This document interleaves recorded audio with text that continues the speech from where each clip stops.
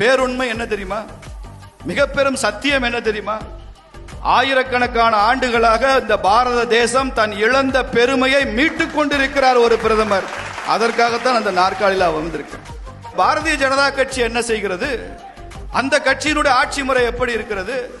குறிப்பாக ஐயா மோடி அவர்கள் என்ன ஆட்சி செய்கிறார் என்றால், உரிமை மீட்கும் போராட்டம், விடுதலை போராட்டம் என்றால் இது பெருமையை மீட்கும் போராட்டம். இந்த பிரதமர் ஐயா மோடி செய்கிற இந்த போராட்டம் பெருமையை மீட்கிற போராட்டம்.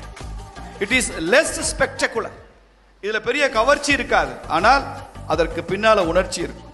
பல பேர் கூட 9 ஆண்டு கால சாதனைகளை பற்றி பேசும்போது பாரதிய ஜனதா கட்சியினுடைய தொண்டர்கள், நான் உட்பட என்ன சொல்லுகிறோம்? ஐயா மோடி 2 லட்சம் ரூபாய்க்கு வீடு கொடுக்கிறாரு, சாதனை.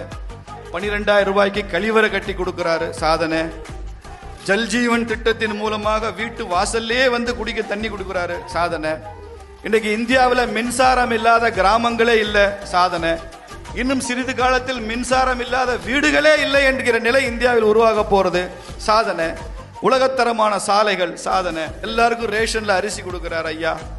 140 கோடி மக்களுக்கு அரிசி கொடுக்கிறாரு, பருப்பு கொடுக்கிறாரு, உணவு கொடுக்கிறாரு. இதெல்லாம் உண்மைதான். ஆனால் ஒன்றை தெரிந்து கொள்ளுங்கள், உணவு ஊட்டுவது மாத்திரம் அரசியல் அல்ல. உணவு ஊட்டுவது மாத்திரம் அரசியல் அல்ல. நாம் நம்புகிற ஒரு தத்துவம் உணர்வு ஊட்டுவதுதான் அரசியல் என்று நினைக்கிறோம். தமிழை தமிழ்நாட்டிற்கு வெளியிலே தமிழ் மொழியை எடுத்து சென்ற ஒரே பிரதமர் ஐயா நரேந்திர மோடி தான். சாதாரண மக்களை மிக பெரும் விருதுகளுக்கு முன்னால் இணைக்கிற ஒரு பிரதமரை பார்க்கிறோம்.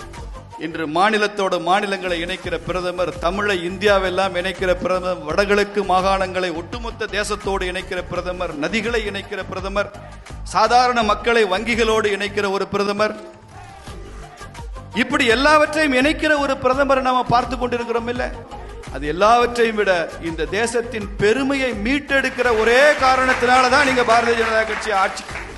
அந்த பெருமையை மீட்டெடுக்கிற பிரதமர் இருக்கணும். அதான் இந்தியா மோடிஃபைடு என்று சொல்லுகிறோம்.